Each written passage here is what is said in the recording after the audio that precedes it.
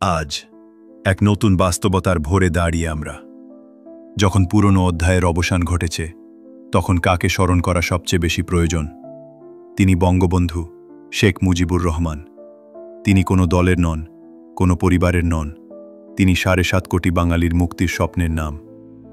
৫২ ভাষা আন্দোলন থেকে ৬৬-র ৬ দফা, ৬৯-এর গণ অভ্যুত্থান, প্রতিটি পদক্ষেপে তিনি বাঙালিকে দেখিয়েছেন মুক্তির পথ। তিনি স্বপ্ন দেখতেন এক শোষণমুক্ত গণতান্ত্রিক বাংলাদেশের, যা হবে সবার। তারপর এলো ৭১-এর ৭ই মার্চ, তার সেই বজ্রকণ্ঠ, এবারের সংগ্রাম আমাদের মুক্তির সংগ্রাম, এবারের সংগ্রাম স্বাধীনতার সংগ্রাম। আমি পরিষ্কার মিটিংয়ে বলেছি, এবারের সংগ্রাম আমার মুক্তির সংগ্রাম, এবারের সংগ্রাম স্বাধীনতার সংগ্রাম। একটি নিরস্ত্র জাতিকে সশস্ত্র মুক্তিযুদ্ধে ঝাঁপিয়ে পড়তে অনুপ্রাণিত করেছিল। তার ডাকেই আমরা পেয়েছি একটি স্বাধীন দেশ, একটি পতাকা। স্বাধীনতার পর যুদ্ধবিধ্বস্ত একটি দেশকে গড়ে তোলার কঠিন দায়িত্বে তিনি হাত দিয়েছিলেন।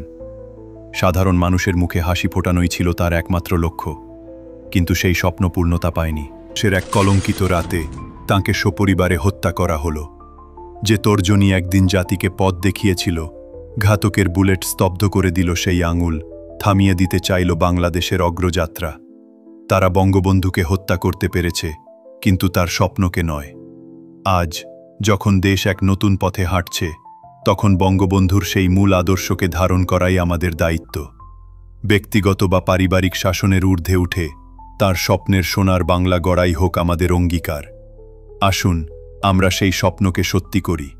বাংলাদেশ গণশক্তি দলের পক্ষ থেকে মহান এই নেতার আত্মার মাগফিরাত কামনা করছি এবং শ্রদ্ধা জ্ঞাপন করছি।